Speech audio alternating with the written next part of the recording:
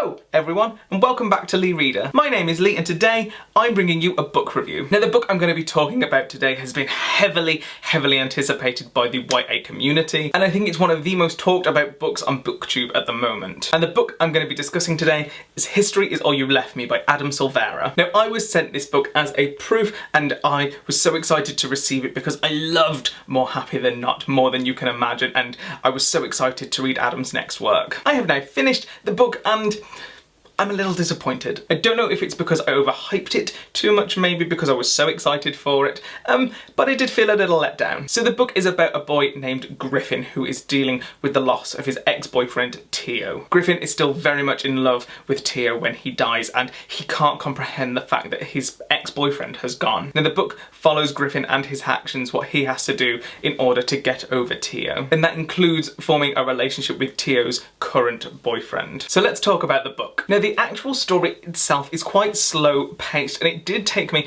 a little while longer than I thought it would to read it. The book kind of flicks between current times and the past and while I understand the reasoning for that, I think that does slow the pace down a little. But obviously going back to the past you learn more about Theo and you learn more about his and Griffin's relationship and you kind of find out how the whole thing came to be. First point I'm going to make though is that Theo is a bit of a dick. Yep. I've said it, I thought Theo was a bit of a dick. The reason I think that is because of his actions and the way he treats Griffin. A lot of the times he leaves Griffin kind of hanging on a thread and he just expects Griffin to do things for him. That's how it came across. I don't know if that was the intention, but I really didn't like that. Not only that, but one of the early things you learn is that Griffin suffers with OCD. And as someone else who suffers with OCD, if someone treated me the way that Theo treated Griffin, I would go insane. I would really go insane. One of my main problems was that Theo kind of enabled Griffin's OCD behaviour, which is not a good thing. I can understand the point, like maybe being at that age he thinks that maybe enabling it and just following along with it is the best thing to do to keep Griffin happy, but it's not at all. And that was something that hit a little bit personal to me and I think that kind of ruined that whole relationship for me. On the note of Griffin's OCD though, it was written very well and it was very relatable. I think Adam managed to capture what it feels like to have OCD and it was written very personally as well. So I thought he did that very well. And also he put a lot of that into Griffin's character. Griffin as a person was quite obsessive, which I felt like his relationship with Theo was. It was a very obsessive relationship. Even after they broke up, Griffin was he just wanted a Theo. And I think that plays into that obsessive compulsive behaviour that Griffin had. Again, it was written very well, though it did make me feel a little uncomfortable, but again, that is a personal thing because it's something that I have dealt with. Saying that though, I think some of Griffin's behaviour was also quite questionable. At one point in the story, he tries to get back at Theo, who is dead at this point, and he decides to sleep with other people,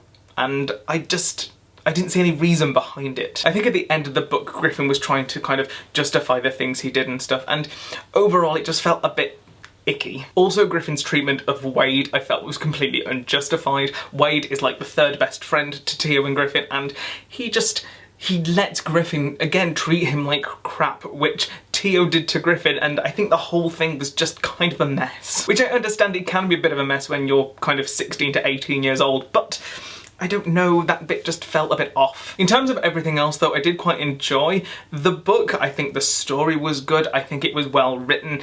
Like I said, it was a very slow paced book, so it did take me a little while longer to get into it, but I think it was a good story, but I don't think it holds a candle to More Happy Than Not. And I'm not saying it's a bad book, like I said, it is quite an enjoyable book. It's just some of the decisions that the characters were making and the routes they were going down I didn't particularly like. Overall, I'm going to give the book a 3 out of 5 stars. I think it's definitely worth the read, and like I said, in terms of writing the OCD within Griffin, I think that was done very well. I think he hit the nail on the head with that. But character decisions are just, yeah, kind of ruined it for me. So let me know what you think. Did you enjoy it? Leave some comments down below and we can discuss down there what, you know, any thoughts or opinions. Feel free to challenge me on anything I've said because I could be misinterpreting stuff. I don't know, so let me know. So that's it for this video. Thank you so much for watching and I'll see you soon with another video.